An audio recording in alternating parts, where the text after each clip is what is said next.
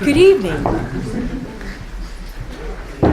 Perhaps you were expecting Mr. Sherlock Holmes.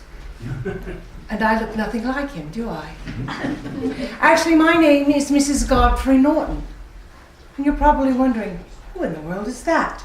And why would she be here speaking about Sherlock Holmes? Well, you see, I know Sherlock Holmes quite well, for he was actually in attendance at my wedding, as a rather uninvited guest, you see. For my name, and perhaps this will strike a bell with you, I was born in New Jersey under the name of Irene Adler, otherwise known as the Woman. And how many of you ever knew that in my travels and travails, I used to sing opera? In fact, I sang at La Scala. I had the privilege of singing Rosina in The Barber of Seville. And there it was I met, well, how do I put this delicately? A gentleman of royal blood, rather the King of Bohemia, and he decided he was infatuated with me. Silly man. So I sang for him in Warsaw, and I became a constant companion. He decided then, and he even actually proposed to me at one point, and then he decided that it would be more to his advantage rather than marrying a girl from New Jersey, that he should marry a Scandinavian princess. So that left me rather at odds. Where should I go? What should I do? Well, I fled to England for my very life, for I was quite certain that he would do away with me, because if I spoke of our previous arrangement, he might think otherwise of me and have me eliminated.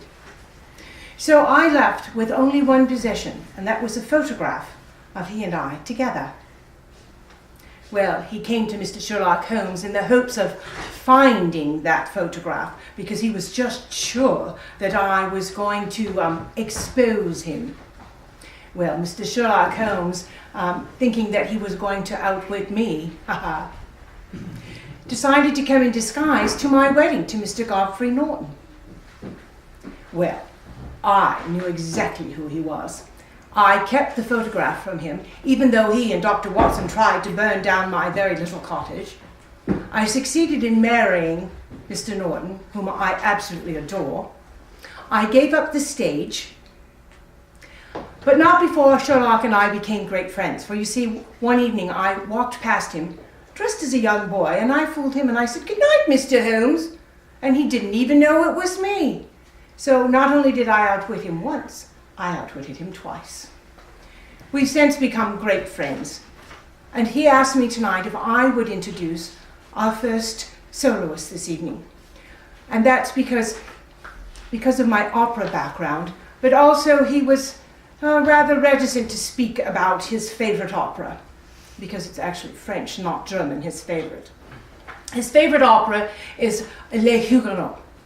It's one of the most classic, spectacular, grand operas, and it was 5 acts. Took Marie Bedard 5 years to write it, and it's probably one of the most lavish productions that you would ever see, rather gory as well. For you see, it's all based on the St. Bartholomew's massacre, in one of the religious wars between the Catholics and the Protestants. And it's a love story between Valentine, and she was a Catholic, and her Raoul, who was a Protestant. She gave up the Catholic Church, became a Protestant, to stand side by side, to be only slaughtered at the end. Oh, isn't that wonderful about opera? There's always lots of blood and guts. Appeals to everyone, I suppose. So we are fortunate indeed to have a local, I've known Marie for years. Marie Bedard is going to sing one of the arias from Les Huguenots. Marie Bedard.